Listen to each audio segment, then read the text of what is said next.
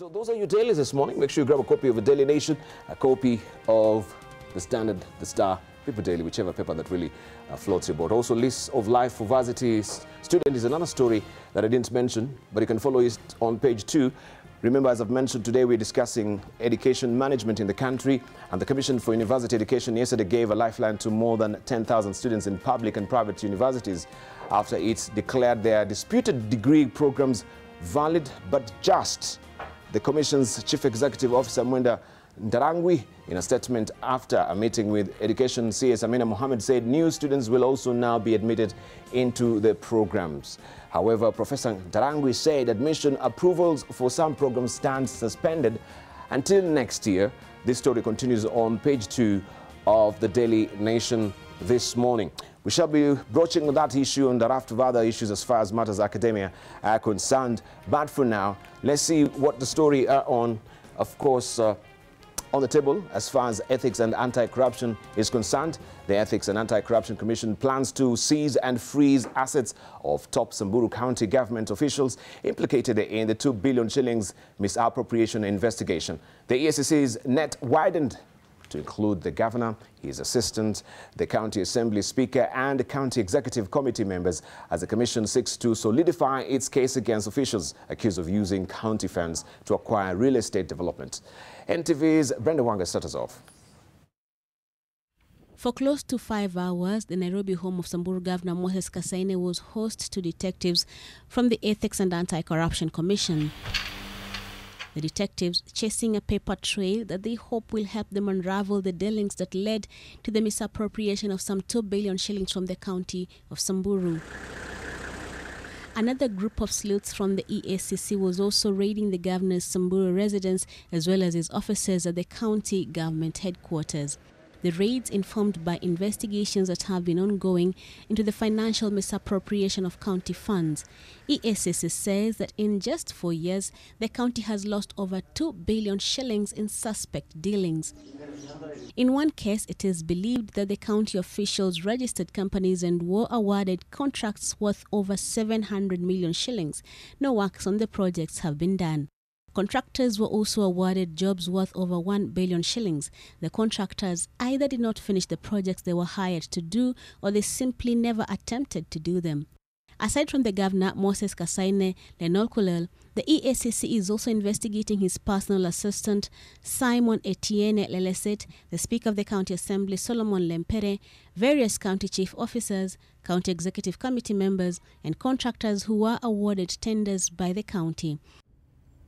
The EACC says it has evidence that millions of shillings were paid in bribes to various county employees by the companies awarded tenders.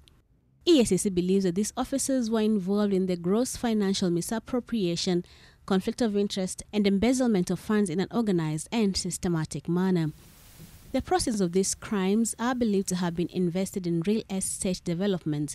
The commissioner says it will be moving to recover the public funds lost from the county by freezing and seizing the assets acquired fraudulently by the suspected officials from Samburu County. Brenda Wanga, NTV.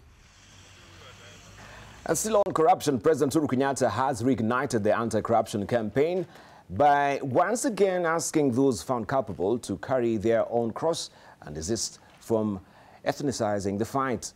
The president's remarks come at a time when the Ethics and Anti-Corruption Commission has turned the glare of the anti-graft fight on the cabinet. Kwa nini tuseme msalaba wa Matiang'i ni wa msalaba wa Kisii? Kwa nini tuseme msalaba wa Uhuru ni msalaba ya Wakikuyu? Msalaba ya mwizi ni wake, abebe, apumzike. Hao ni namna gani wenzangu? Hii vita ni yetu sisi wote kama Wakenya. Tuungane ndio tuhakikishe ya kwamba tumemaliza hiyo vita na wananchi wamepata haki yao. Hao ni namna gani wenzangu? Na sisi tuliamua ya kwamba tumewachana na siasa ya kufuruga Wakenya. Na lengo letu sasa ni kuhakikisha ya kwamba tumeunganisha Wakenya na kuhakikisha ya kwamba Wakenya hawatamwaga damu tena ati kwa sababu ya siasa. And that part is what is us, the splash on the front page of the Daily Nation. Make sure you grab a copy of the Daily Nation today. You on your own. Uhuru tells ministers, that is what he's just said there. Treasury and tourism ministers are already questioned over contracts.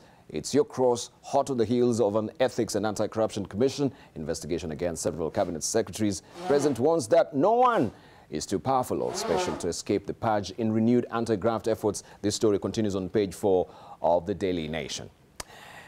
A prosecution witness in the NOS Cluster 3 corruption case has revealed how procurement rules were violated in favor of some companies. Joyce Nyamosi, an assistant director of supplies chain at the State Department of Public Works, also explained to the court how the bidding process ought to have been done at the NYS. NTV's Seth Olale followed the proceedings at the Milimani Law Courts. The senior public servant started by demonstrating to the court how bidders were subjected to 3 key procurement processes, which include preliminary evaluation, technical evaluation, and financial evaluation. The prosecution witness further explained that the process was meant to eliminate unqualified bidders, in that those eliminated in the preliminary evaluation process automatically are locked out from the second stage, which is the technical evaluation process. However, minutes of the 22nd Ministerial Tender Committee, dated 7th April 2011, revealed how 5 out of 14 bidders were qualified to reach the technical evaluation stage, despite having been found not to be responsive in the preliminary evaluation.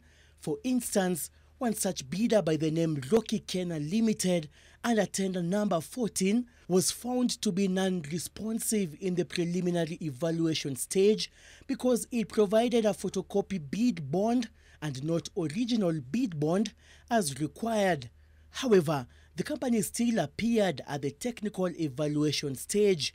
If a bidder fails at the preliminary, they do not move to the technical. The evaluation committee shall reject tenders which do not satisfy the requirements set out in paragraph 1. The witness also confirmed to the court that some documents, including minutes of some ministerial tender committee, were missing from those presented in court. The NYS Cluster 3 case is against former Youth Affairs PS Lilian Omolo, former National Youth Service Director General Richard Ndubai, and 36 other accused persons who allegedly conspired to defraud the NYS 167 million shillings. The first prosecution witness in the NYS 2 Cluster 3 case, and who took to the witness stand for the first time last week, will undergo further cross-examination from defense lawyers when this particular case resumes on Monday next week. Seth Olale, NTV at the Milimani Law Courts. Now, in the last year, the Kenya Pipeline Company has dominated news headlines for all the wrong reasons. The latest scandal facing the company involving an insurance company associated with Deputy President William Ruto, Amaco. Added to that, several of its senior officials left office faced with criminal charges last year after it emerged that the 1.9 billion shillings Kisumu oil jetty cost the taxpayers 2 times what it should have. The details of a fuel theft racket emerged. Under this barrage of negative headlines, the company has announced a raft of measures it says will help get the company back on track and foster greater transparency in the management of its affairs. Olive Barros has more. As any good public relations practitioner will tell you, endeavor to get ahead of the story. In Kenya Pipeline Company's case, their intervention comes after the story, several stories to be exact, and several billion shillings too late. Nonetheless, as the adage goes, better late than never. Bombarded with scandal after scandal after scandal, the Kenya Pipeline Company has announced a raft of measures it says will turn the tide on the negative publicity. These include an internal audit on the company's systems, processes, procedures and controls. The company has also announced the creation of a task force to address what it says are long-standing issues affecting staff. The task force, the company's acting managing director Hudson Andambi says, has until the 28th of March to submit its report to the management. But no mention has been made of who comprises the task force and why they are best suited to promote a culture of honesty, transparency and accountability as the management envisions. The company has also announced that it closed as of 2 weeks ago, the insurance cover lapses highlighted in the media. It has also announced that the oil marketing companies are conducting a forensic audit on fuel losses at the invitation of the KPC board. The forensic audit necessitated by revelations that theft of fuel running into billions of shillings was being reported as spillage. While the insurance lapses in question involve the irregular awarding of the Africa Merchant Insurance Company Amaco of a contract to provide cover for KPC's large capital assets, including the Kisumu Oil Jetty, tanks, and the Mombasa-Nairobi pipeline against terrorism, sabotage, political violence, industrial risks, and commercial and general liability. The authorities are also probing the awarding of a public liability policy tender to AIG Limited, contrary to the recommendations of the tender committee.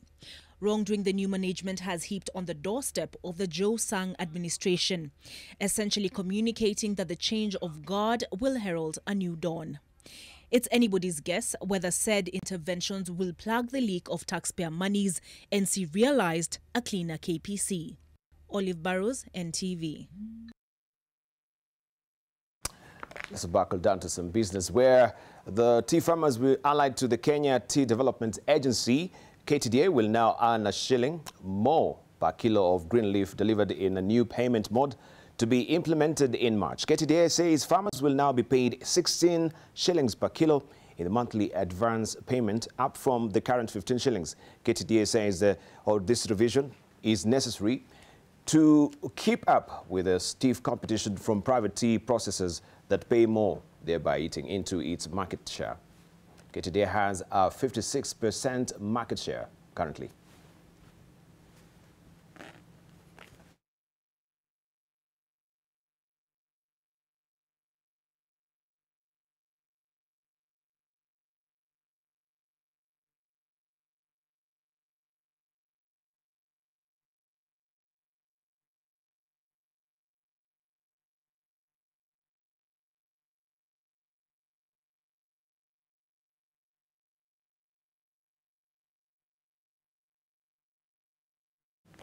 Now, the government will no longer honor any calls to waive dates that struggling Saccos, I should say, accrue. This is according to Trade and Industry Cabinet Secretary Peter Munya, who says requests amounting to 650 million shillings have been received so far. He spoke at the Pride Inn Paradise Hotel in Mombasa during the 4th annual Sacco Leaders Convention, where he said most of these requests came about as a result of Sacco leaders using members' saving as collateral for loans. Borrowing that is not in tandem with the regulations and the law is what you are saying you have to rein in. The regulators must rein in to make sure that the members' savings are safe. They are used for what they are supposed to be used for. Members can be able to access. Members also can use them against their savings to borrow to be able to develop themselves. Now, after more than 4 decades in the skies, Captain Joseph Kinuthia, the senior most pilot of the Kenya Airways, has called it a day. The 65-year-old pilot joined the company in 1978 and was in charge of the inaugural flight to New York, which Alex Mwangi was part of. Take a look. At 8:54 a.m. local time on Tuesday, Captain Joseph Kinuthia expertly brought home the Boeing 787-8 Dreamliner from New York in what was his final flight following a career spanning over 4 decades. His family, as well as staff of Kenya Airways, were on the apron to receive him. Later on in the evening, date of joining, 24th May 1978, up until 20th February 2019. I am lost for words. I am lost for words. The total hours have come to 24,000 hours plus. With the number of hours he has spent in the simulator, 16,000 hours, he could have trained all the Kenya Airways pilots, but he has touched probably nearly 2/3 of the Kenya Airways pilots in one time or another. Last year, on the 29th of October, Captain Kinuthia piloted the inaugural flight to New York, and I was one of his passengers. Based on the flight duration that the captain had told us of 14 hours and 15 minutes, we are now at the halfway point of the journey, meaning that we have 7 hours and 7 minutes remaining to get to New York. Yet, we are not out of Africa. We expected to fly over the Atlantic within the next hour. It's possible for anybody to come from any discipline, any background, to be able to fly if you dream about flying. I used to be a cow herder. Used to look after one cow and no shoes. It happened out of chance, just because there were people who were mentoring young people to fly. Kenya Airways has 421 pilots, and Captain Kinuthia was, until his retirement, the senior-most pilot. Alex Mwangi, NTV.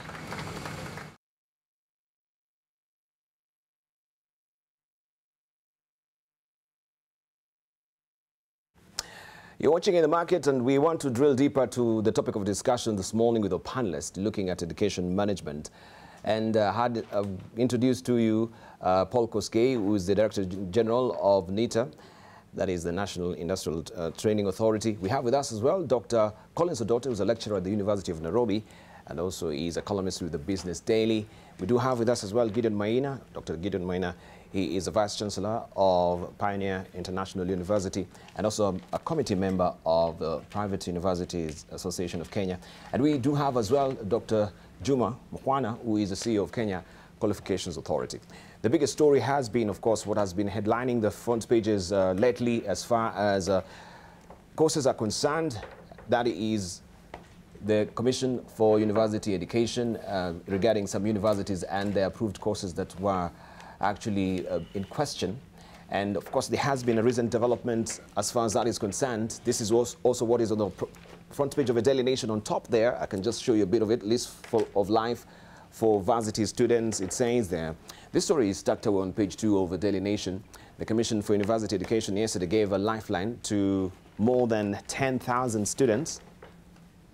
It says, in public and private universities, after it declared their disputed degree programs valid, but just the Commission's Chief Executive Officer, Mwendan Tarangwi, in a statement after a meeting with Education CS Amina Mohammed, said new students will also now be admitted into the programs.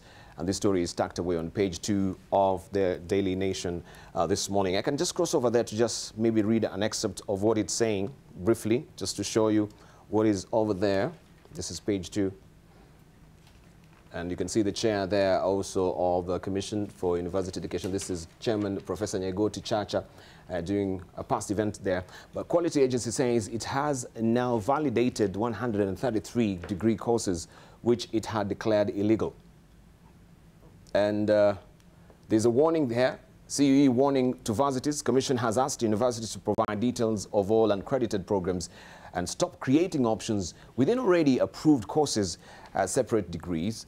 It also told universities within or with approved but running programs to commit themselves in writing to have them validated. But it all brings the question of education management in the country, because prior to that, we've seen them taking also 180-degree turn from their pronouncement earlier, which had sent bugbears and fears as far as those qualifications are concerned.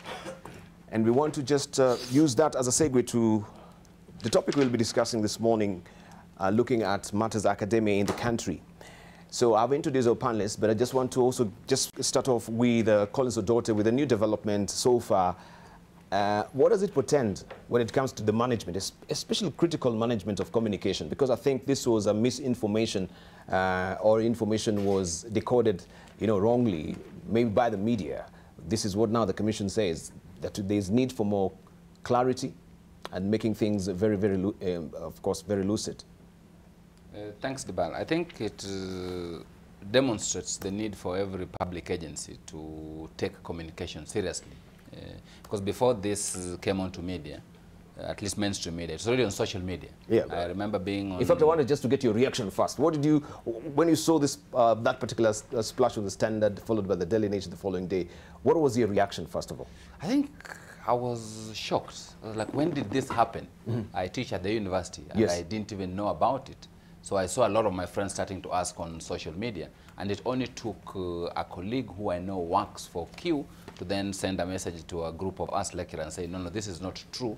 The position is slightly different. Yes. And then people started to rest, but you see, it took a whole day before Q was even able to issue the statement. So I think for me, from a communication perspective, it's extremely disappointing because it sends a false alarm. And it's not the media to blame. It's not the media to blame? I don't think so. It is the institution that is responsible for communicating to be able to take their communication much more seriously. Okay, let's hear from Paul Koskei. When you heard about this, what was your reaction first? And of course, this is just setting as a segue to our discussion about the education management in the country and a raft of other issues. So that is not the topic of the day as such. But of course, it is on the front page of the dailies. We have to react to it. Dr. All I can say, Debarl, is that I think we need to be sensitive in handling these matters. Yes. Because these matters really go to the core of the, education and training in this country, and therefore maybe there was a lapse. I hope we'll avoid this in future. There was a lapse, right. Let's hear from Dr. Gideon Maina. Yes, good morning, Debarl. Thank you very much. Yes, the first time I saw it,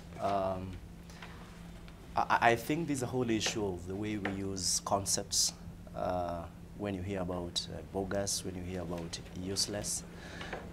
I think for me, having worked with the Commission and as universities and knowing the procedure, I think I was just awaiting the communication from Q.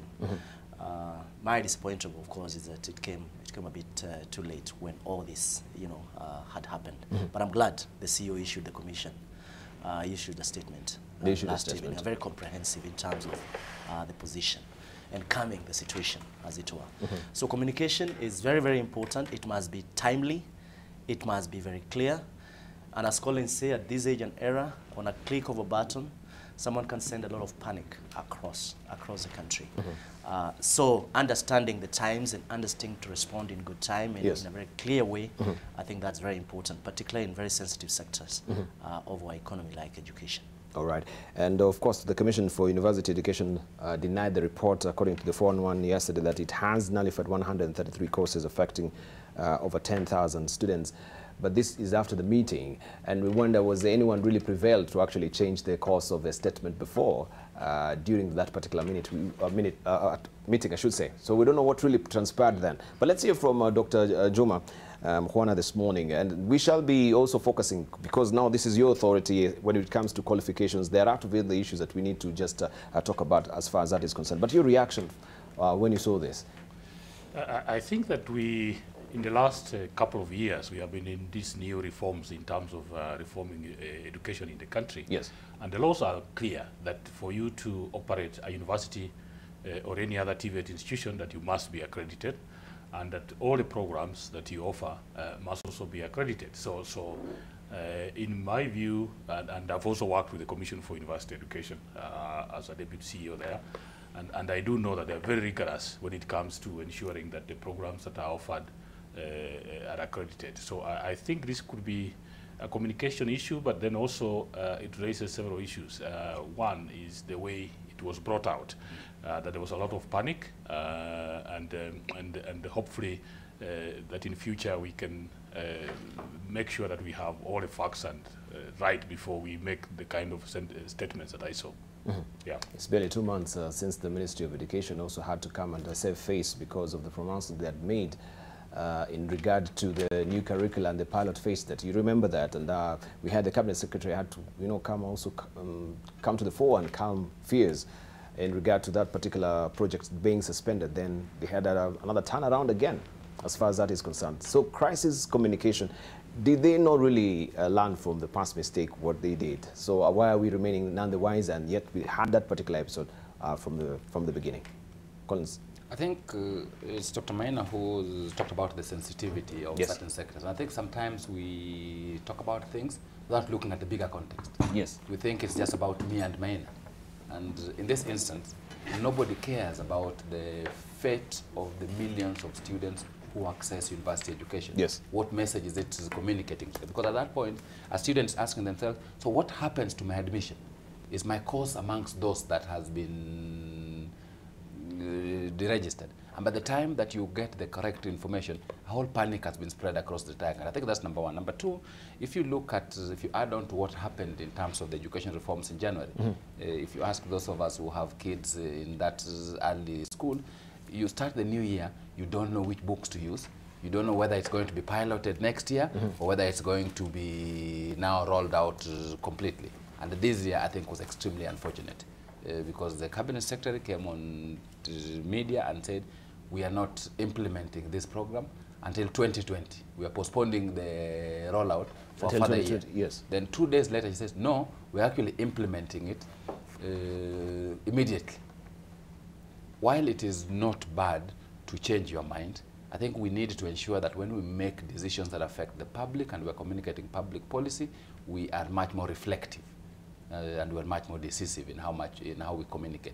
It is not good to make communication and then a day later you're making a completely different, because somebody's asking themselves, as you're asking this university, this is the registration, alleged registration issue, did somebody get pressured? Did somebody change their mind? And for me, what is critical is that that sends a very bad message to the sector, and it's a message that's not necessary. All right. Does this really go to show, Dr. Koskei, maybe that we don't have some synergy as far as different institutions in the academia is concerned? So one segment will be saying that, another segment, there's no confluence of information in one portal, that we speak with one voice, we see with one, eye to eye as far as pertinent issues are concerned. And how can we rectify that moving forward? Thank you, Debarl. I would say that it really reflects the need for, stakeholder participation in terms of arriving at decisions, particularly regarding shifts in, policy shifts or changes in law that affect serious issues in society. So as regards this, I think where we sit at NIT, we've been saying that the approach to training and education generally in this country has been rather disjointed. And we have been urging the stakeholders that it is time the country come together and think of having one coordination point for all these initiatives in the Ministry of Education, in the Ministry of Labor, in the Ministry of Infrastructure, and all these ministries that deal with training, so that is where we sit down and agree, and by the time we're making pronouncements, then we know as a country that yes, these decisions have been made through a participatory process. Everybody is in picture. All right, thank you. Let's hear from Dr. Maina briefly on that. Yeah, yes, I think it raised a lot of concern then. But what I want to say about this is that, of course, circumstances and situations change. But we really need to understand the context in which we operate as a country. I initially said that this is a very, very sensitive sector. And there could be legitimate reasons why you change, a certain decision midstream. And when you look at then the agencies and how decisions are made, I think then before we come out to make this pronouncement, I think there has to be a lot of consultation, stakeholders, so that the stakeholders also are not taken by surprise when that is changed. And particularly in this era of democratization of information, as I said earlier on, I think it's important to be sensitive that before we make pronouncement, that all those sectors that are involved are actually aware. Because what we saw then is that, of course, the pronouncement was made by the CS. Then, of course, the stakeholders came up and said, well, we need consultation because, according to us, this is the direction we are moving. And if there's a change, we need to know why this has happened. So essentially, then, it's a question of trying to realize the times, trying to realize, the spirit even of the Constitution in terms of any decision then must be in a very, very consultative process.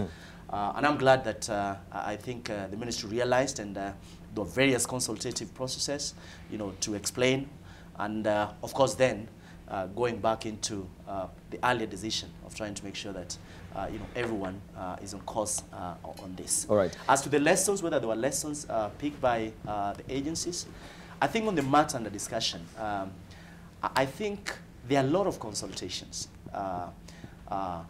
as to when decisions are released to the public and who releases, I think there are lessons we can learn. Because there are some issues, even when they're being cooked, you hear them in the media. So managing the time at which certain communication has to be made, I think this is very important. It's very important. So, yet again, the issue of communication. When and how. All right. And of course, you're in this panel because, first of all, as a committee member of Kenya Private University Association, and most of the listed universities as well work from the private sector. Do you think in any way the Commission was very hard on the private university on this? And we wonder, how do they go full steam ahead to flag up some of these universities, and yet they're the people, who, first of all, who should have approved this? Yes. So they are now, of course, inspectorate procedures that are actually done so that they can see also what other universities teaching. I think, as Dr. Mukwana has said, the relationship between the Commission and universities in general, and private universities in particular, it's very, very cordial, yes, I must say. Mm-hmm. And we have standards and guidelines that guide the accreditation of programs in universities.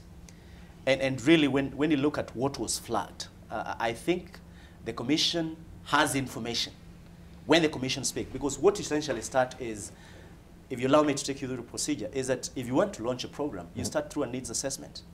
Then once immediately after that, you do a needs assessment, there's a need for this program. Then immediately after that, you take it to your department. Then it's escalated. After department, you go to the faculty. And there are minutes at various levels. Then from the faculty, as Vice Chancellor of Pioneer International University, that comes to my Senate. And we ventilate it. Then immediately after that, we forward to the Commission. And you must forward to the Commission with minutes of the Senate, verifying that actually the Senate looked at that. So what essentially happens, once you take the Commission sits down. Mm-hmm. It has experts in that area. And it takes some time. Then what the Commission does is that it sends you the feedback that you send us this, but this is what the expert says. Then it sends you back to work on it. And there's even a standard for that, yeah, of the review of the curriculum. So what they do is they send whether you redesign or there's a revamp of the program. And the revamp could be major or minor. Then you work on those issues, yeah? And actually they come to the university. Mm-hmm. And when they come to the university, they come and verify your staff, your facilities, whether you're in a position to run that program. Yeah, so it's a very, very rigorous process. Thank you, thank you. Yeah. Dr. Mukwana, you want to also weigh in on that? Yes, I'm very familiar with this process. As I said, I've worked at the Commission, and in fact, at the end of the day, if you go to the Commission website, all the approved programs are always updated on a monthly basis to say these new programs have been updated. And so this information, in my view, is fairly well available to the public. Mm-hmm. But the other thing also to say is that I think the challenge that we see with the advent of social media, I think then the question that we are asking ourselves, maybe in terms of how we communicate, is are our traditional communication methods and approaches keeping in tandem with changing realities? Because a lot of people sometimes, as we say, these days, before you actually communicate, a lot of information has already gone, and there is also a lot of distortion that goes with it, because then it's very difficult to tell between what is actually happening and what somebody else is cooking.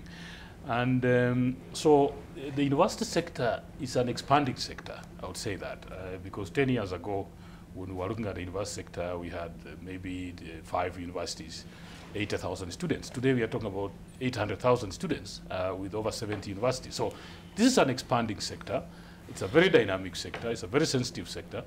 It also means that then those of us working in that environment need to become more dynamic in terms of the way we look at issues. And much more importantly also is that we have an international reputation, because our education system in the region is very well respected. Kenya supplies human resources to many countries, Sudan, Somalia, all the way to South Africa, Namibia, Rwanda. And all these people are looking at Kenya in terms of the graduates that we are producing.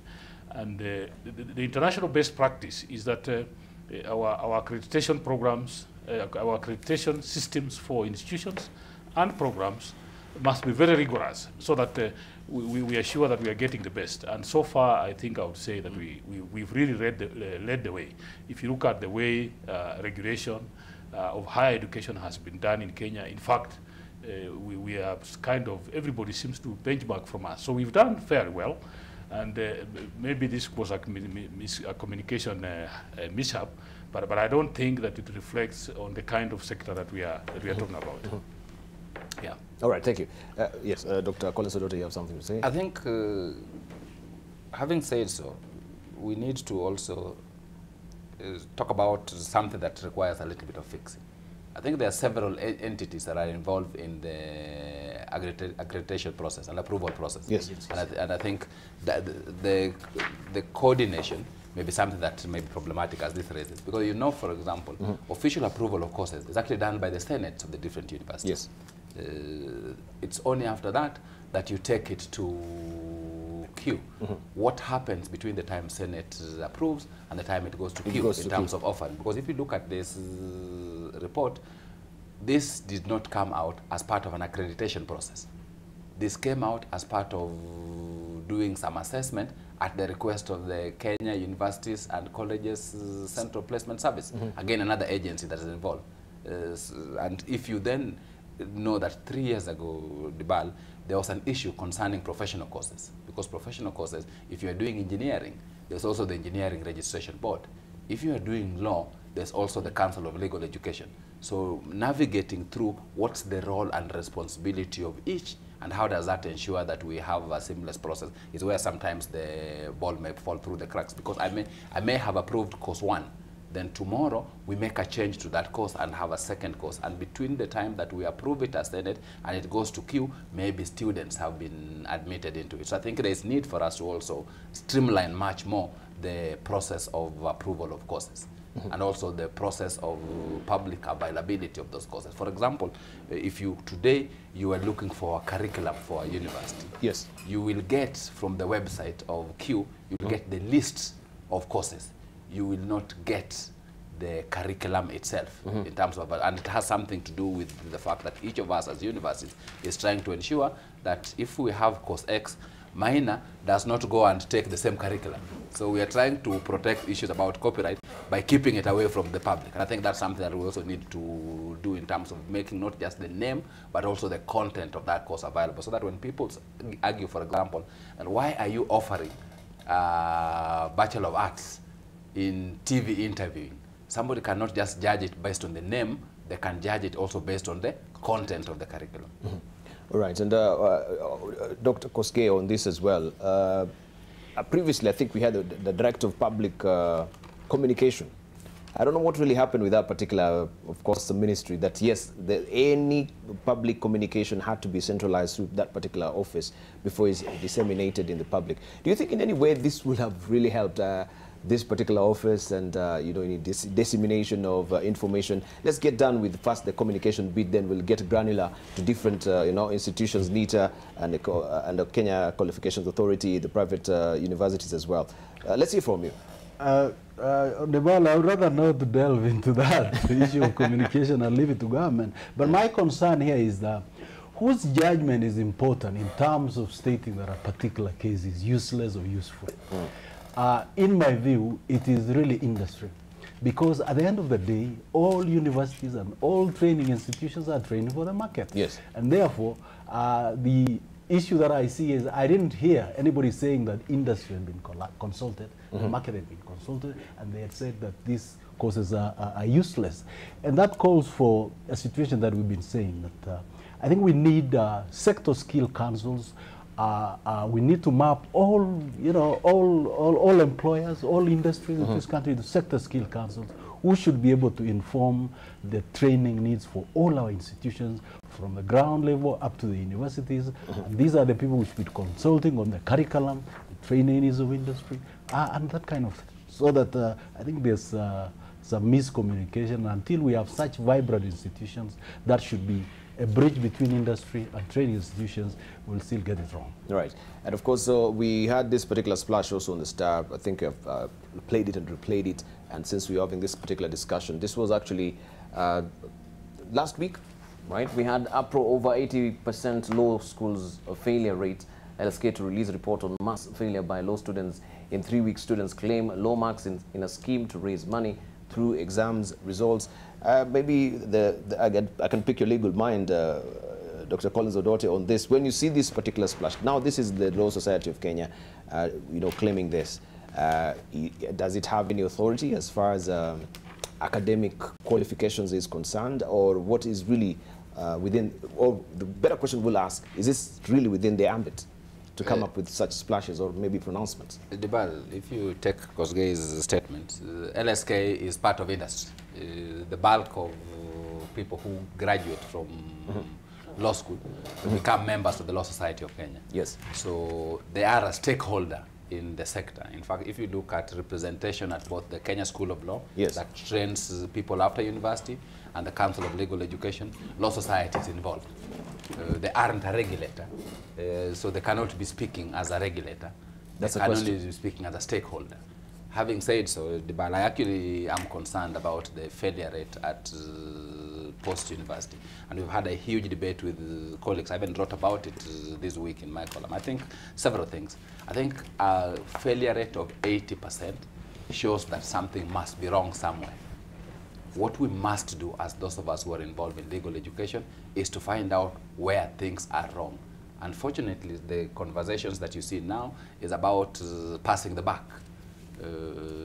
I have argued, for example, that if you look at the statement released by the Council of Legal Education on the people who have failed and passed, they allocate them according to the universities you went to, essentially making the point that if 30% of those who went to Pioneer are the ones who failed, then that 30% is because of Pioneer, and vice versa. Yet, there is an agency responsible for training people for a full year before you do that exam. So by the time you're doing the exam, you're no longer from Pioneer. You are from the Kenya School of Law, and that is a place that we also need to look at. That is not to say that universities have no culpability, but I think to just pass the entire culpability to universities would be missing the point. But my last point is, Debarl, if you have a situation where you are having the majority of people going through a system failing, then there is need to ask yourself, where is the mistake in the system? What can we fix? Because if you don't fix, then you'll have the kind of things you are seeing in the Star where people are claiming that, no, people are failing because they want to make money for remark.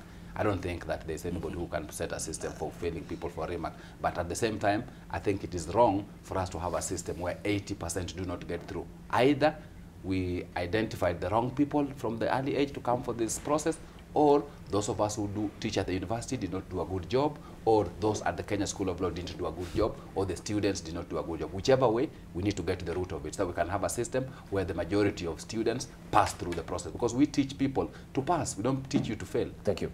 Right, so we want to see where is the interface. Is it now from the recruitment, or is it with the teaching or the faculty? Those are questions we need to also broach on the other side of a break. And we get to know about NITA, we get to know the Kenya Qualifications Authority, what they do as well. They're on the panel today.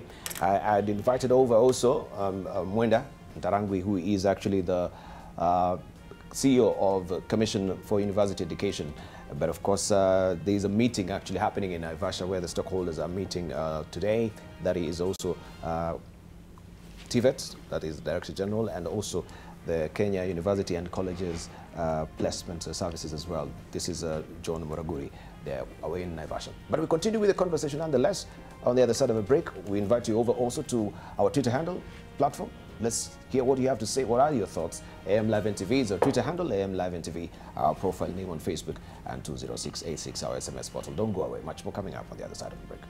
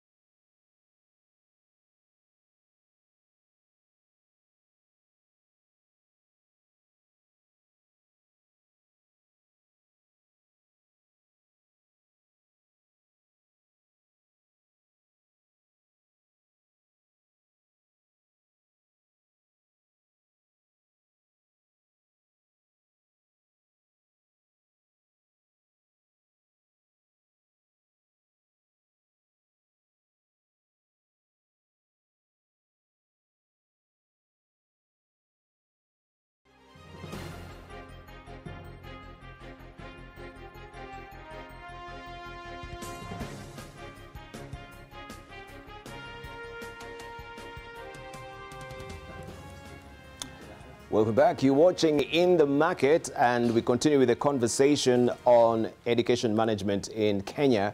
This was a splash 2 weeks ago on the front page of the Star, the 8th of February. APRO over 80% low school failure rate.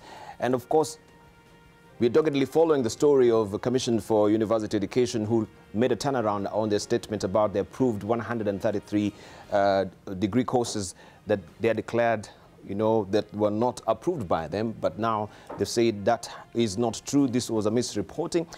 But we are looking and focusing on education management in this country, especially when it comes to communication and disseminating this sensitive information to the public. And I'm holding court this morning, if you're joining us this morning, with Dr. Juma Mkhwana, who is the CEO of Kenya Qualifications Authority. Also, we do have with us Dr. Gideon Maina, who is the Vice Chancellor of Pioneer International University, also a member of the Kenya Private University Association. How about getting the name right? Yes, it's Kenya Association of Private Universities. Of Private Universities. KAPU, yes. And of course, we do have with us Dr. Collins Odote, who's a regular panelist with us. He's a lecturer at the University of Nairobi, Faculty of Law, and also a columnist with the Business Daily. And we do have with us as well Paul Koskei, who is the Director General of NITA, that is the National Industrial Training Institution Authority, I should say. Let's continue with the conversation. I think we'd left it, and this is opening up a debate about qualifications, and we had said, yes, is it people who have been qualified that actually getting into the system, or maybe there's a faculty which is to be faulted as far as teaching is concerned? Are we giving a teaching mode that is more ingurgitating and regurgitating the information than no one is actually thinking? So all of us, we just like cramming and, you know, delivering it on the paper at the end of the day. When it comes to practical application, that is a different kettle of fish. I don't know where we left it at. Was it, it was you, yes. Dr. Gideon? Yeah. Yes, thank you. Yeah, thank you very much. I think this is an existential question here in terms of the industry and the academia. If you look at comparatively, yes, how we have done in terms of universities and the industry, I think there needs to be more consultation, more engagement with the industry, because eventually all these graduates get into the industry. And I think it starts, as I said from the program, even faculty, universities, working with the industry and trying to look at the areas which, of course, the universities can help in terms of building curriculum, working together with the industry. And I think as private universities, this is something that we're really, really pushing and having meetings with the industry and trying to see what are these gaps. Because essentially, when LSK says this, or when the Nursing Association or Engineering Board says this, I think it's important we listen to them so that whatever you are doing is very, very important to the industry, because eventually all this will get to the industry. So that is something that we really need to look at. And at one moment, I remember one day with the commission discussing for a roundtable with the industry, whether it's KEPSA, whether it's to see what are the areas. Because if you look at, if you look at the national goals, for education in Kenya, one of these is basically to promote socio-economic, technological, and industrial needs for national development. That is one of the goals of education in Kenya. Mm-hmm. So to what extent then are these programs advancing that national goal per se? Mm-hmm. And I think this is very, very crucial. On the issue of what you have asked in terms of their gaps in terms of teaching, I think, as Dr. Mkhwana has said this morning, there's really a lot of reforms that are happening in this space. Mm-hmm. If you look at university education, the approaches that we are using, first and foremost, if you look at the reforms in exams in Kenya, if you look at the Matiang'i reforms coming with education, when, of course, you're looking at transition rate to the university, this year was 15% to university. The other year was 10%. And you want to look at, I think we are getting it right in terms of trying to get the right students to the university. The 75% who didn't make it to the university will go to technical colleges. And of course, it's very, very important in terms of national development and economic growth. Yes. So the issue is, when you look at the academy, when you look at the university, what methodologies are we adopting in terms of pedagogy to train our students? And I think there needs to be a lot of transformation in terms of the approaches now. Because initially, we had fears. If this A came to the university before the Matiang'i rules, was it the right A? Right? Mm-hmm. And therefore, when they came in, there was this culture that, you know, you can read for exams and pass. Universities are areas of critical thinking where students are taught to solve problems, day-to-day problems, innovative, you know, coming up with disruptive innovations in terms of how the country and the region needs to move and the world. So I think for me, it's once we get right to the industry, once then as a university, we continue with these reforms in terms of having the right faculty, you know, having the right approaches to teaching, working together with the regulator to make sure that, you know, we are meeting the standards. Thank you. And as Dr. Mukwana says, I think Kenya, we are setting the standards. But getting it right in terms of these reforms and trying to make sure that the university students that are taught, they are critical thinkers. It's not about passing exams. I'm not reading for exams. I'm just reading education to solve day-to-day problems and understanding. But yeah, that is a question that we need to ask this morning, Dr. Mukwana. You mentioned the pedagogy that yeah, we still have in the universities. Do you think maybe we need to reconfigure that? We are supposed to be raising thinkers. Are we raising thinkers or people who, as I mentioned, would just ingurgitate this information, regurgitate it, and then they're out of university? After you've passed your exam, your exams, you've gotten your degree, that's it. You cannot apply this knowledge at all in the marketplace. And this is what also the marketplace is really crying foul, that what we actually are giving from our universities are half-baked graduates. I think let me step back a little in terms of where we were, in terms of reforms. One of the challenges that we've had with many reforms coming at the same time is that, for example, if I use the constituent colleges, when you're a constituent college of a public university, you are allowed to offer programs of that university. So if the University of Embu, where I was as a lecturer, it was a constituent college of the University of Nairobi, they're allowed to offer programs of the mentoring university.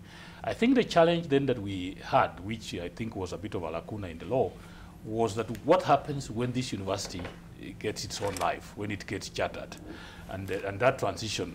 So what we ended up with, especially with the engineering issues that we had with Masinde Muliro and other universities, was that then once you become a chartered university, you continue to offer these engineering programs, then you run into problems because the engineering board then says, no, we accredited this to Moi University, which was your mentoring university, and not you. But now that has been cured through the law. So a bit of it was also a transitional issue. When we come back to the figures and the realities of what the market is looking for and what we are producing as a country, yes, this is a very interesting dichotomy because 2 years ago when I was looking at the figures, we had 700,000 students in our universities, public and private. 700,000. Against 80,000 in the TVET sector. And when you talk to every engineer, they will tell you that for one engineer, you need 15 technicians. For one doctor, you need 15 nurses, clinical officers, people to support. So the situation we have built here, and it is the same. If you are producing 700,000 graduates who think they are managers, and you're producing 80,000 technicians, you see what it means is that instead of producing 15 technicians to support one engineer or one manager, we're actually creating a situation where for every one worker, we are producing 15 managers. We were producing more managers than people who need to do the work. And so, as a country, that has implications in terms of if you want to industrialize, if you want to move on, how do you do it? And then I've also had the advantage to look at what are our universities offering. And one thing you'll find, if you look at all the bachelor students, 600,000 plus, they are all in 3 areas. 74% of those students are in 3 areas. If you take business management and anything related to business, you take teacher education, arts, and you take arts and humanities, that you get 74% of all our students. And when you look at what is the economy looking at? What is driving the Kenyan economy? What is driving the Kenyan economy is real estate, is construction, is health, is ICT, infrastructure, water, and all that. And so there is a big disconnect in terms of what are we producing and what is the country looking at. And if you look at devolution now, where we are devolved the health and all this, we see that the areas, we have areas, so in this country then we have created a situation where there are people without jobs, and there are also jobs without people existing in the same space, because we have not properly merged what we need with what we are producing. So I think that this is a good conversation, and this is exactly part of the reason why the Kenya National Qualifications Authority was put in place to try and bring this link between what the industry is looking for and what our institutions are producing, so that we can really take this country to the next level in terms of meeting the Vision 2030 and industrialization. We need technicians, we need producers, we need workers, not managers. And the government has actually noted this, and I think that's why they're working also hand in hand with NITA. I'm given to understand the Public Service Commission has actually granted some figures of money. We have 250,000 youths, I think, from the counties that are supposed to be trained by NITA. So looking at these figures that we've been given here by Dr. Mkhwana, and yes, you sitting there, you're seeing 700,000 students in the universities, most of them taking maybe in the business school. But when it comes to technical, courses as well, no one is actually running for the technical courses. This disparity, 80,000 with the TVETs, 70,000 in the universities. How can we bring an even kill on this? Does this really worry you, Director General? It does, Debarl, because we have our development blueprints. We have Vision 2030. We have the Big Four agenda that is currently being serviced. And all these development visions and initiatives will require, relevant, properly skilled people to be able to do things. For example, the agricultural products that we produce, we need to have some agro-processing industries, and they need skilled people. So where we sit in NITA, we are supposed to see that the country has adequate skilled manpower, and we try at our own level in small ways, in big ways. It is important that the country focuses on those really technical skills, as Dr. Mkhwana said, instead of focusing on the other areas that maybe they are not properly required. So you need affirmative action. And it's good that the government has said, for now, we're going to focus on TVET training, and they put quite some money on that. But I think we need to go further than that, Debarl, because we don't just need people who've been trained at the university. We need people who've been trained at the tertiary level, and we also need people who've been trained at the base of the pyramid. And that's where we are at NITA. We're looking at producing artisans. For every engineer, you need 60 artisans who the managers from the universities and the technicians and the technologies would then oversee. And therefore, if we are to achieve the vision of manufacturing, food security, affordable housing, universal healthcare, that has been done. So what we've done is we've partnered with some counties, and they bring people, and the qualification is really not rigorous, so long as you have basic literacy, and then it's open to you. We take you through 3 months of intensive training in our centers, and thereafter we take you to industry for 3 months. Then thereafter we subject you to assessment, that is a test. Then we see what skills you've acquired and give you certification if you've acquired those skills. This is the way it should be done, and we have local examples here even at the university level. For example, you never hear about that we are producing half-baked doctors in this country. You never hear we're producing half-baked nurses or half-baked teachers. This is because the system of training in the medical industry in this country is quite good. In hospitality is quite good. The graduates of Utalii are the ones serving the hospitality industry in this region and even outside this country. And that is because the students spend most of their time right at the workplace. The people training as doctors are in the hospitals. And that's why the University of Nairobi Faculty of Medicine is at the Kenyatta National Hospital. Go to Moi University, they are right at Moi Teaching and Referral Hospital, and so on. KMTC, it is at Kenyatta National Hospital, and many other hospitals scattered in the country, so that students can have practical training. That is what we're missing. So in all our curricular development initiatives, we must ensure that there is a lot of practical training involved, and in that way, we will stop, this business of saying we're producing half-baked graduates in this country. So we're going to proceed with our programs, but the problem is really funding. And our appeal is for government to set aside more funding for training at the lower level. But I think the government has been particularly intent, especially on the TVET right now, that we realize there's a huge gap. And this gap analysis that has come to the fore of the government is trying to be plugged by a good financing from the executive.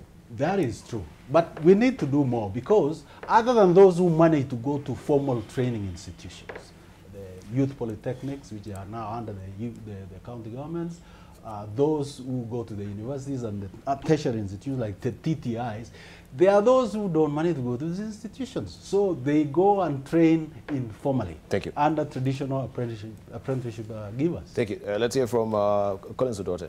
Actually, I want to start with the last point by Kosgei and the issue about the role of funding for education and its impact on the quality of education. If you listen to the figures that Dr. Mkwana has given about over-focus on 3 areas and under-focus on the others, you also need to link it with funding because there's a link. The link is this way. Number one is when universities were pushed to be much more self-reliant, it means they must generate revenue. So you look for courses where you'll get more intake and less expense. That's basic accounts. And any course that requires practicals requires more expense. 2, if you have huge numbers, then it means that the practicals becomes much more difficult to deal with. If you go to the numbers at medical school anywhere, you'll never find huge numbers. If you go to business, you will find huge numbers. Why? Because for business people, you can just go and talk and go away. So then one lecturer can teach 600 people. For medicine, you will never have a situation where one lecturer is teaching more than 20 people. So, and that has everything to do with funding, because increasingly you're being told, generate your own revenue. So I think we need to worry about funding, not just for TVET, but funding for the entire education sector. Because even if we only deal with TVET, then we are not solving the real problem. Because, Debarl, I agree with the focus on STEM. We need to focus on science, we need to focus on technology, we need to focus on engineering, we need to focus on medicine. But we must also remember that it is not an either-or. It is providing the balance, because we still need teachers. So we must still focus on education. We still need people doing business. So we must still, so I think this conversation sometimes about saying that that arts courses are useless, I think is misplaced. Because if we are having a country that is a country of thinkers, people don't just think only engineering. They also think in education, pedagogy. So we need to provide a good balance. So in terms, it's about reducing the ratio and not killing one sex. My last point, actually the second last, is as a country, and it will go back to our education system. The fact that everybody has been getting almost an A in the past means that we've over-focused as a country on paper skills, and we focus on a university degree. So everybody wants a university degree, even those who should not get a university degree, because they assume that the only way you will get a job is by having a piece of paper. Everybody who has a degree wants a master's degree, if you have a bachelor's. Everybody who has a master's wants a PhD. It should not be. But because we have inculcated a system where people are not asking about whether Debarl is a good journalist, people are asking which paper does Debarl have, then we have this fixation with paper as opposed to skills. If you go to the West, I remember talking to some very good friend of mine who was in Germany, and he says one of his daughters has gone to the university. His other son has decided to go to a polytechnic to learn how to do engineering. In this country, if your son made that choice, the son will be considered a failure. Because you can't make the choice to go to a polytechnic. You only go to polytechnic if you've not been able to secure your option to go to a university. I think we need to reach a stage where going to a polytechnic is not only for those who have failed, going to a polytechnic must be an option in terms of what career path you want to choose. Because if you want to choose a career path of repairing vehicles, you want to be a mechanic, why must you go and get a degree? Why must that happen? But that is a change that must take place. Maybe because you've not really profiled also our technical institution to that particular level where you know, also it's very rigorous for you to be recruited to this particular technical institutions, because I think we can think about MIT. You getting into MIT, you need to actually, you know, have worked, sweated a lot profusely for you actually to get to MIT. How do we profile this? Because look at the profile. Look at what we did the last 3 years, Debarl. The last 3 years, actually the last 5, we turned our critical polytechnics into universities.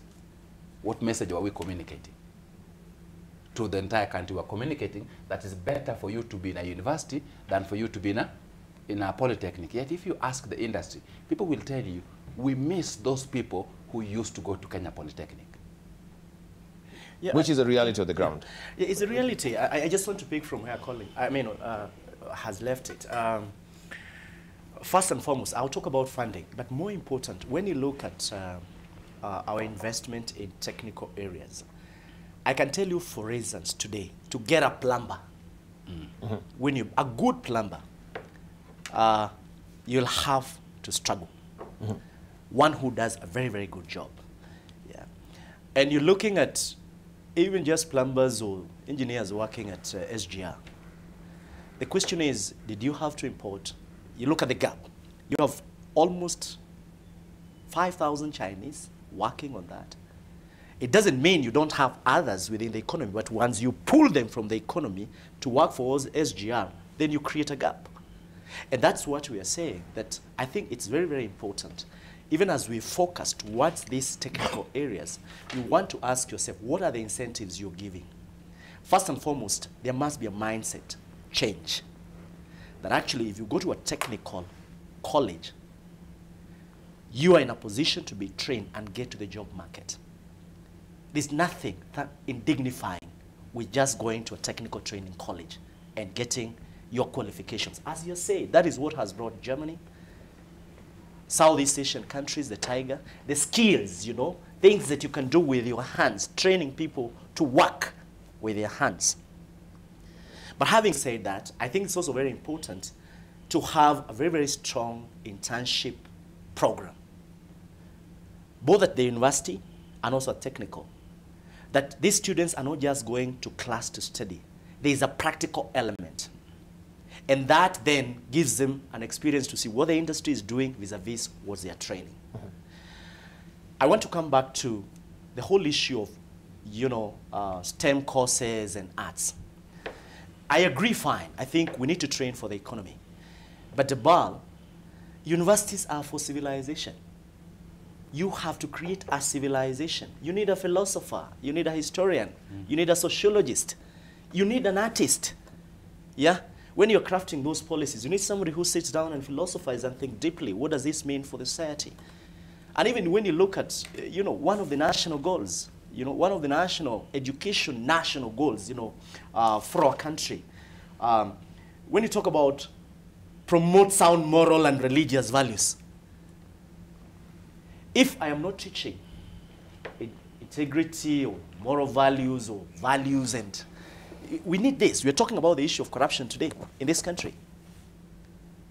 We have an engineer. We have lawyers. You have teachers. This is a national debate. And what we are asking ourselves, no sector is not spared on this. Where did we go wrong?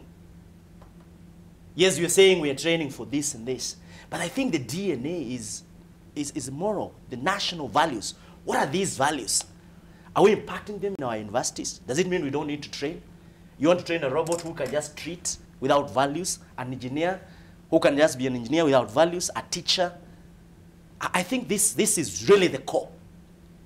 And I think I remember one time we met as universities, and actually the head of state alluded to this some times back, that one time when we met and he asked, I think we need to ask where this rain started beating us as a country.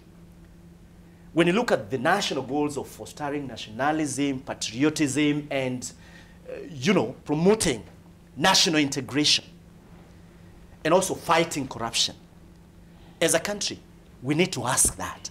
Our university, is our education advancing that, and what the values are? I think this is very important. As a journalist, I don't just want to train a journalist. I want to train a journalist that understands that, his destiny is intertwined with the destiny of others, and he has to pray. The last one I want to talk is about funding. Funding. Can we hold on the funding? We come because I want to piggyback. I think we didn't exhaustively bring about the pedagogy question. That yes, we've been training for all this time with this particular curricula. Are we doing it wrong?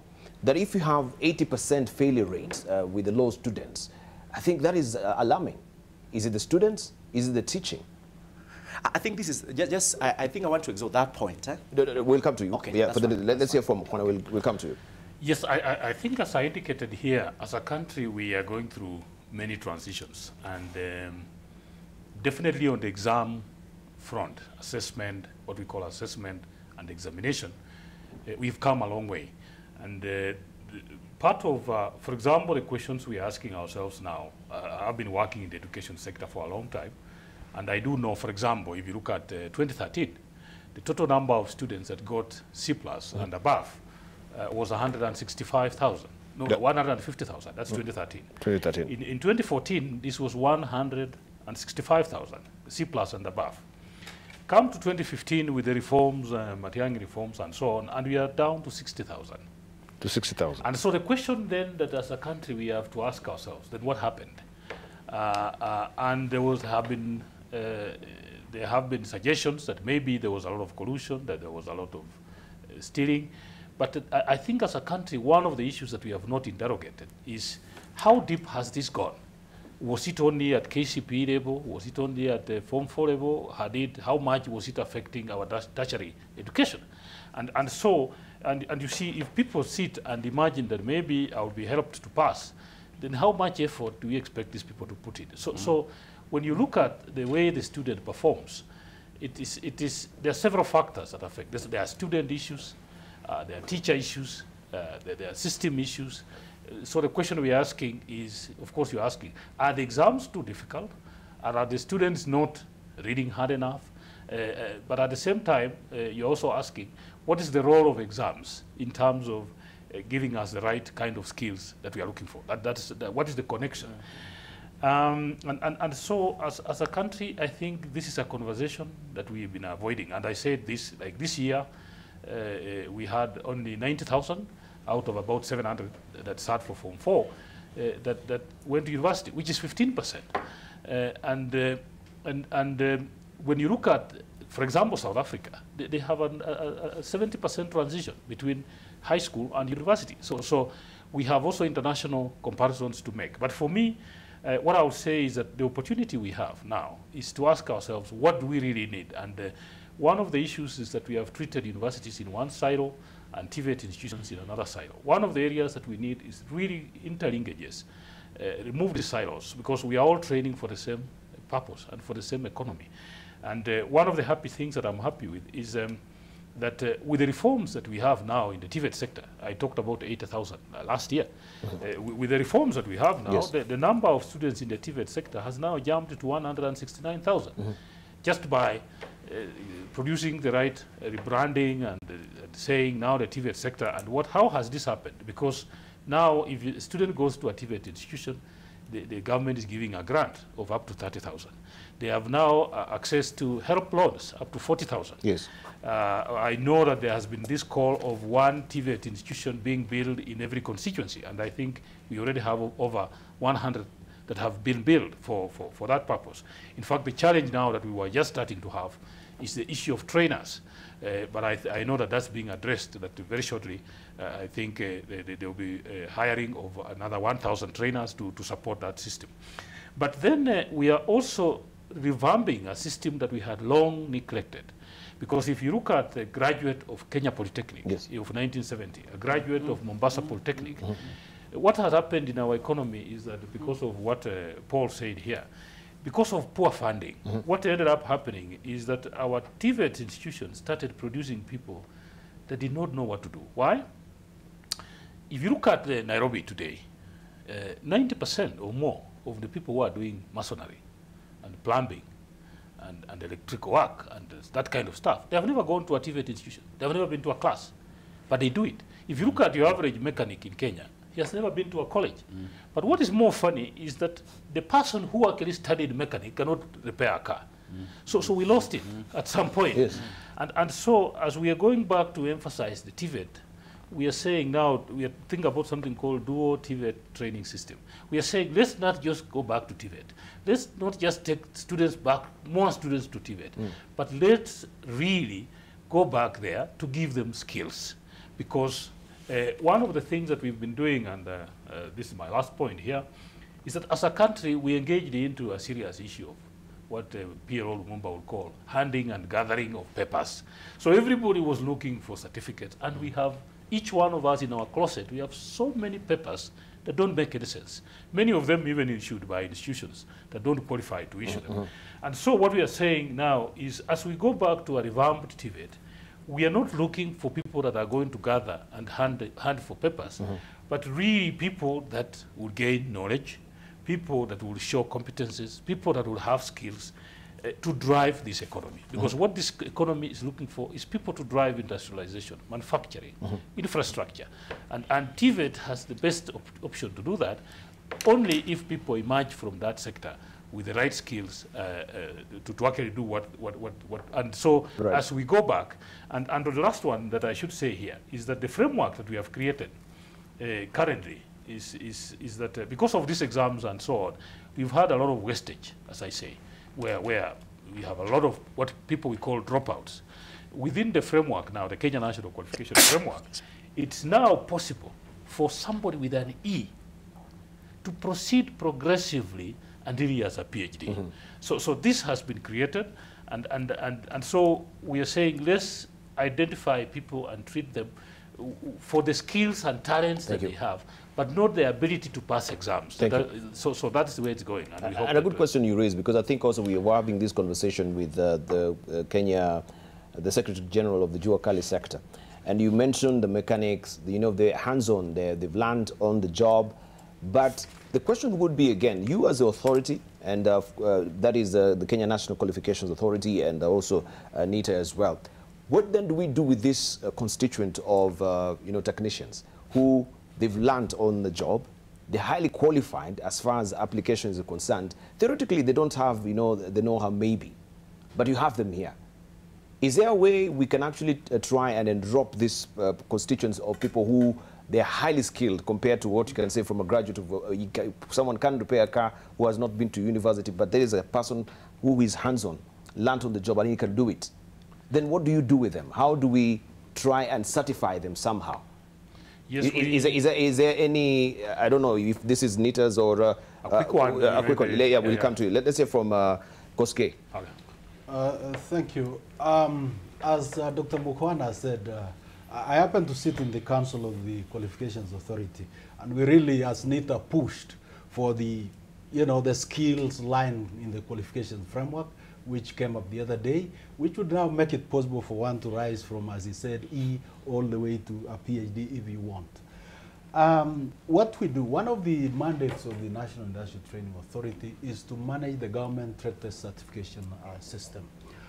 This is a system that allows people, on the basis of recognition of prior learning policy, to undertake a test. So if you've learned under Jua Kali training provider, an operator, as a mason or a mechanic and so on, and you've gathered the competence, all you need to do is get 5,000 shillings, book for a trade test in NITA, and then we test you. And the test is 80% practical and 20% theoretical. If you are good, you'll pass, because it's a question of if you are a carpenter, if you can make a table, if that is the subject in the exam paper, if you make a table properly, then you pass. So that is the way we can bring them into the certification system. And of course, in the new qualification framework, if they want to go to the academic line also and proceed and study those theoretical arrangements and so on, that is also welcome.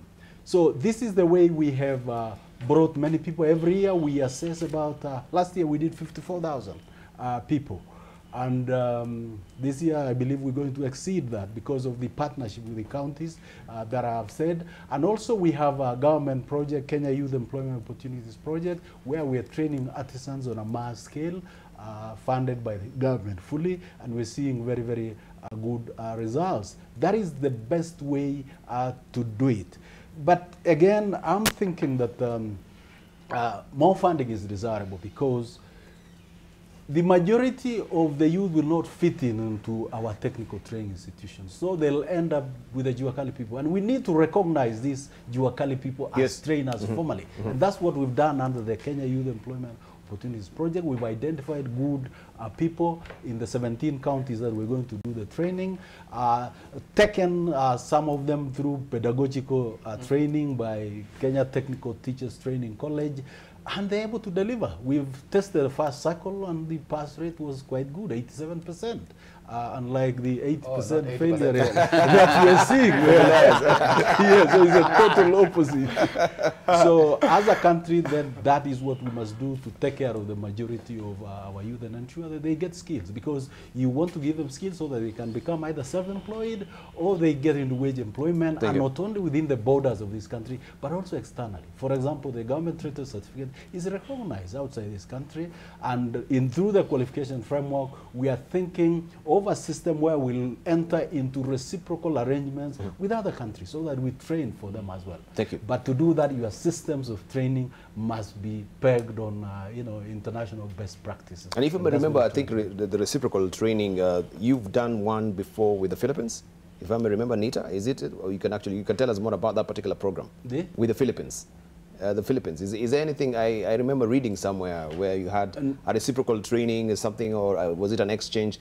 You just refresh your memory, then you'll tell us more about that. Not Philippines. Not Philippines. What we do is we have an arrangement with South Korea. And South Korea. We have a partnership with Korea Polytechnics, where they are revamping our center in Mombasa. We have training centers in the country, Mombasa, Kisumu, Nairobi, and Athi River. And we are partnering with them in terms of capacity building, and that should be good for them. Fantastic. Let's hear from Collins Odote. The diploma disease that he's alluding to, this statement that was brought about by Ronald Doe, he says that we're trying to, what did PLO say? Yes, answering and handing of papers. Yes. Actually, that's actually what I wanted to speak about. I think the crisis that we have, and Dr. Muhwana said it well, is a crisis where you have people from universities who cannot deliver the practical skills, and you have people with practical skills who don't have the qualification. I know of instances where somebody is an architect, somebody is a building person. You give him a house to build, he can't build it. Then you have some other person who is a fundi who builds. But I think, so this process of the Kenya National Framework and Qualification is a useful process. The extent where I think I have a slight problem is the extent that Kosgei says that there should be no problem with the person from Juakali to move all the way to PhD. Because the danger is that we might actually end up with a perverse incentive of leading us back to hunting and gathering.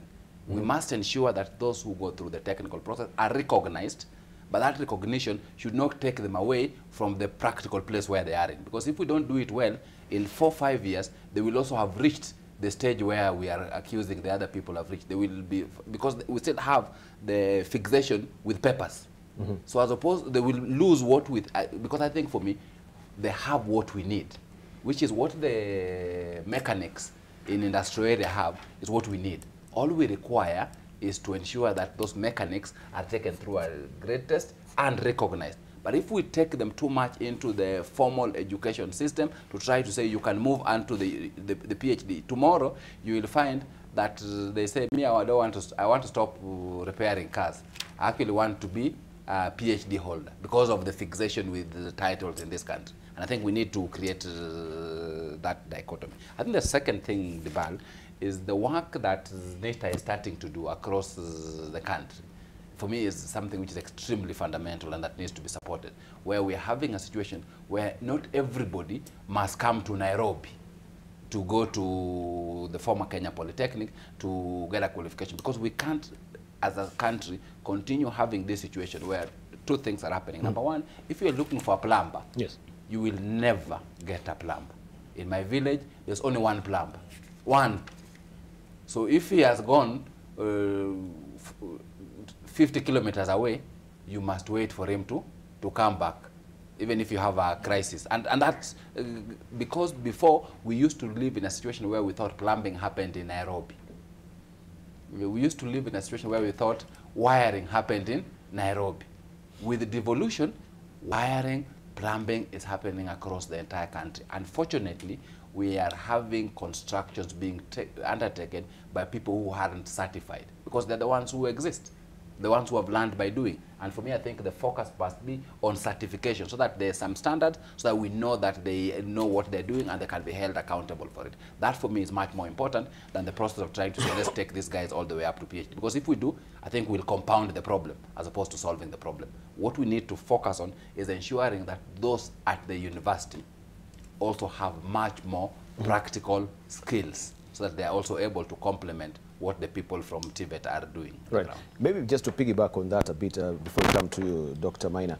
The question also of this constituency that we have in the country, the Juakali sector, not being recognized, and of course there's an effort also coming from the government to actually make sure they alleviate that. We can also try and cast our eyes beyond our borders. A lot of people also are taking, you know, other exams from the chartered institutions, maybe the ACCAs and Chartered Institute of Marketing and arbitrators. A lot of them.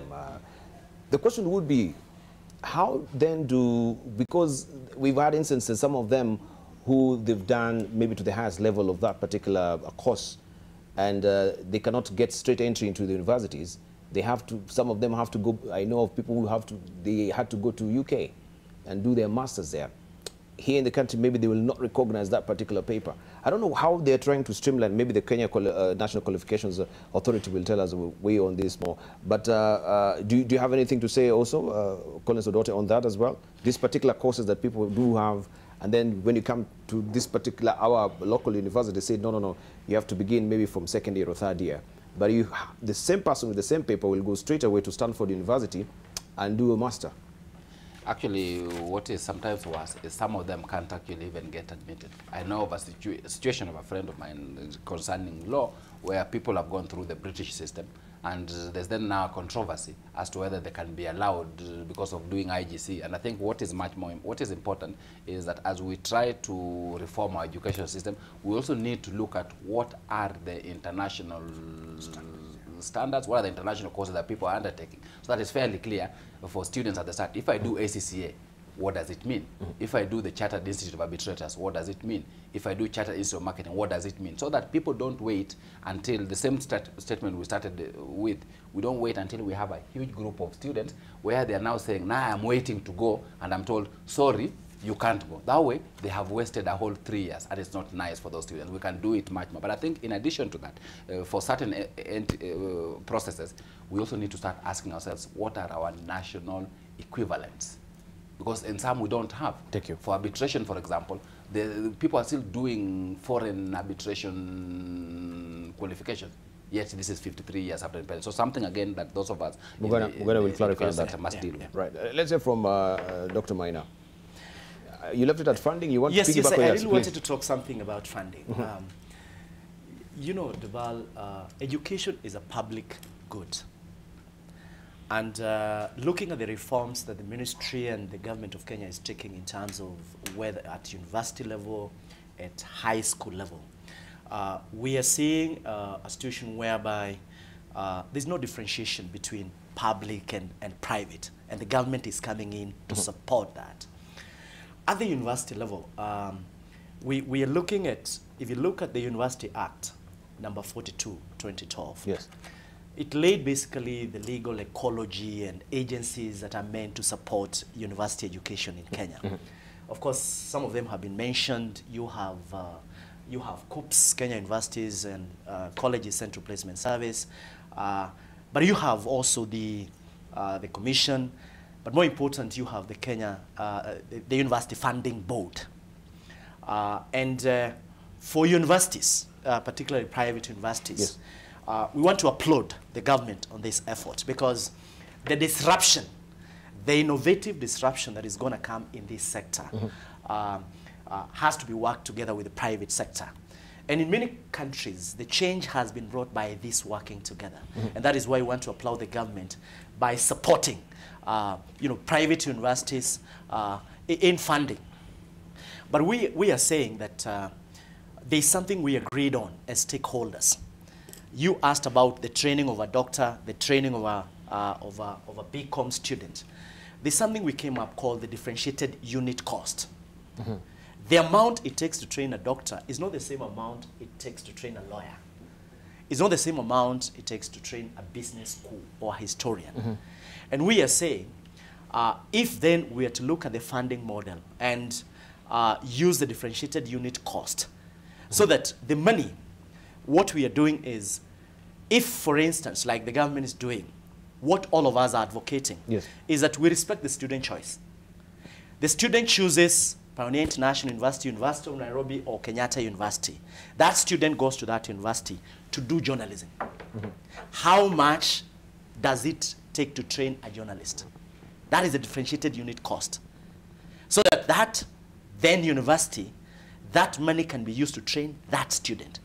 And also work on the internship. I can bring him in Nation TV, I can take him to any other media station, CNN or whatever. A doctor, how much does it take to train a doctor? So to this extent, if we operationalize, so that the money, it doesn't matter where the student goes. If Debarl, you're doing law, and you decide to come to the University of Nairobi or Pioneer International University to do that degree, then that funding goes directed to you. Then immediately after that, after you're done with that degree at a certain level, you go and for your internship and all that. Why this is important? Why this is important is because many universities today, and I said it's a public good, education is a public good, is a question of funding. To the extent that, one, we are saying that even government can create a fund within the funding board and let universities go and take a loan at a fixed rate of maybe 5%. If you want to build infrastructure. Because the biggest challenge is that even as we are talking about the STEM courses, it takes a lot of resources to invest, to build a lab, to build an IT lab. It takes a lot of resources. But it's not entirely true, because we had, of course, the parallel program that we know was somewhat really first out. And there was a flash of interest for any university to begin this particular program. A lot of money really came into the universities as well, as far as the parallel program is concerned. But what did we do with the money? Instead of now going back to the government, I mean, there was a lot of money that was actually coming from that particular program until we had intervention from Matenge as well, which is really making the universities really suffer right now. I agree. So is it the issue, the funding, or the management of the fund? I think the prudence of management of university, of resources, whether they are internally generated or through capitation, I think it's a fundamental question that we need to bring discipline and prioritize. I think there were issues that were raised on that at the highest level. There were, in a meeting we were, how is this money used? That's the question. And, I think and, even how is it used? That is a broader topic for another day. For another day. Yes. But what I want to say is that on this funding Debarl, I think it's very, very important that we understand from where we are coming from as universities. The Universities Act, which is very, very important for all of us, it provides that, government will place students in universities. And the government has been trying to do that. And as he said, we have now 90,000 students who are coming to the university. In terms of training, in terms of, now we are talking about who is going to train them. There's a whole debate about PhDs in universities, whether they... I want because of the little time that we do have, we'll ask those questions, and the funding, I think, will dedicate some more time for it. The question of PhDs is very critical. I'll be remiss if all of you don't really comment on it, at least in passing, because we are really strapped for time. But another critical question that we need to ask, or maybe we can give a chance also to you, Daktari, so that you can mention the question that we had asked before, especially these qualifications that people have from the chartered institutions, and how also the Kenya National Qualifications Authority will treat them. Before now, we actually, because of time, I think it's key we answer that, then we can tackle the issue of... Okay, thank you. I think Paul had mentioned about the issue one of the things that is provided for within the Kenya National Qualification Framework is what is called recognition of prior learning. And what this means and what the authorities now are working on is a policy that will support the country, because what we realize, as we've said here, is that we have a lot of skills that are undocumented. We have mechanics, we have plumbers that really do the job, electricians, but they have no papers. And so now we have also entered into a new legal arrangement where for you to work in this arena, you need to register yourself. And so the authorities now working on developing policies that if you have a good mechanic, that a panel of experts in that area can be put together, they can go and examine that person. And if they find that the person has the skills that they're looking for, even recommend some remedial training that he needs or she needs, that the person can then be awarded a certificate to say, this looks like, and as you know now, the Kenya National Qualification Authority has created 10 levels of our education system, from level 1 being primary, 2 being secondary, and the highest being the PhD, that we can look at this person and say, this person looks like a level 3 qualification just by what they know and what they are able to do. And that is a framework that we are developing, and Paul sits on my board, and we are working on this. The other issue that the Kenya framework has created is that we are really the gatekeeper of international qualifications coming into the country. Before we talk about some of these issues, one of the challenges that you have with people bringing qualifications into the country is that some of them will be very good and some of them will be very bad. And so the role of the Kenya National Qualification, is actually like the custodian of the Kenyan qualifications. So we have looked at the whole ecosystem of training in Kenya, and we have created, for each qualification that is awarded in this country, you find yourself on this scale of 1 to 10. And so we have already created, if it's a diploma, it's a level 6. And now, with this system, we are also weeding out what we are saying. If a diploma is a level 6, then what we call a diploma must be the same. So we cannot have a diploma offered by NEC that is 3.5 years, and you have a university giving a diploma that is 6 months. We can't, because then what we are saying, we have defined for the first time what a Kenyan diploma looks like, and what a Kenyan certificate looks like, and what a Kenyan PhD looks like. And so what we are insisting that if you are offering a qualification at any of those levels, then it must meet the Kenyan standard as has been described by the authority. And the other power that we have been given is something called recognition and equation of qualifications. If you award a qualification that is less than what we have prescribed, let's say you give a diploma of 6 months, the students come to us for what is called, they want recognition of this certificate and equation into the system. And we will say that although this university has given you what they are calling a diploma, we have actually equated it to an artisan certificate. So what is written as a diploma is not a diploma. And so those are issues. And then also one of the big issues that we are thinking about is internationalization of the Kenyan system. Foreign students coming into this country have had a lot of challenges entering into our university system because they have qualifications from Sudan, from Somalia, Rwanda, and it was very difficult for them to equate them to the local system. Now, as we speak here, within 1 day, we are able to equate all these qualifications. So students coming into Kenya from whichever country, part of what the authority is doing is to look at it and say, this is how it looks like. But just before I get away, he mentioned something that I need to say. IGSE is a foreign qualification that is very widely offered. Yeah, briefly on it because we're running up. Yes, I'll be very brief, but it's very important. What we found is that the way the law is structured is that a university entry exam in Uganda is equivalent to the Kenyan university entry exam. So what it means is that a Uganda Advanced Certificate of Education, if you have done up to Form 6 in Uganda, you are equivalent to a Form 4 in Kenya. So if you have reached Form 4 in Uganda, it means that you have not reached Form 4 in Kenya. And so for you to reach KCSE level in Uganda, you must reach Form 6. And so when we come to IGSE, it is a foreign British qualification. It's offered locally.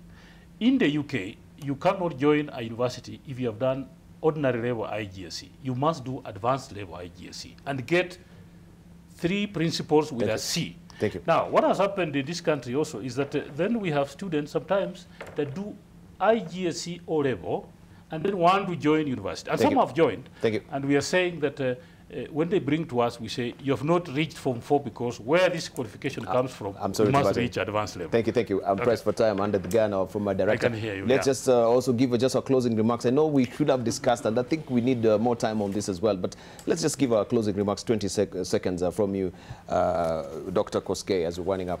Briefly, very briefly. I think we are all agreed in this panel that practical training is the essence of training. So where we sit, I think what we need to do is to have a situation where apprenticeship is compulsory, and then we find a mechanism for funding here.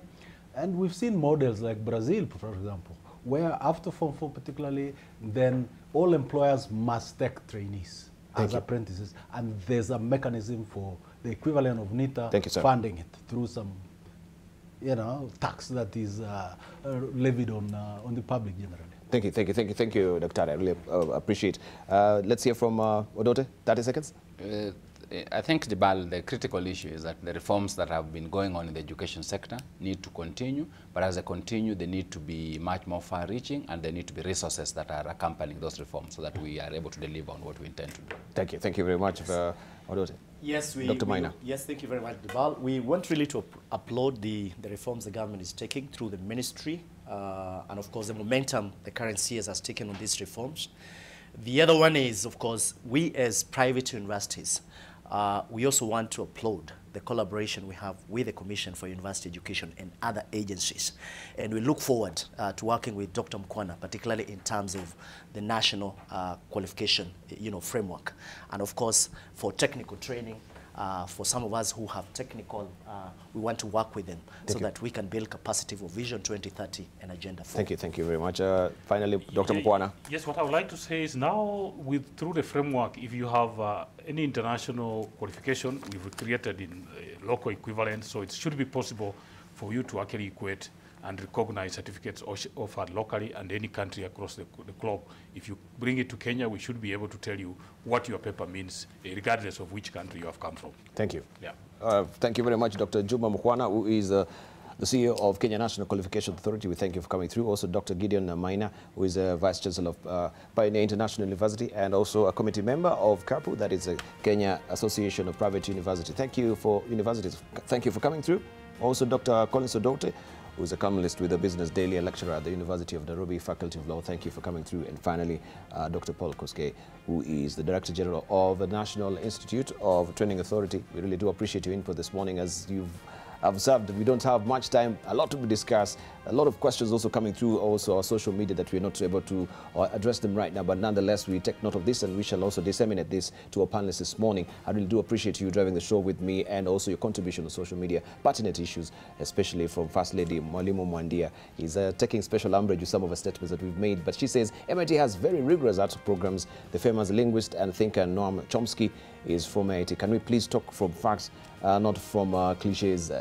Thank you very much. We really do appreciate your comment this morning. Right, we have breakfast after this, right?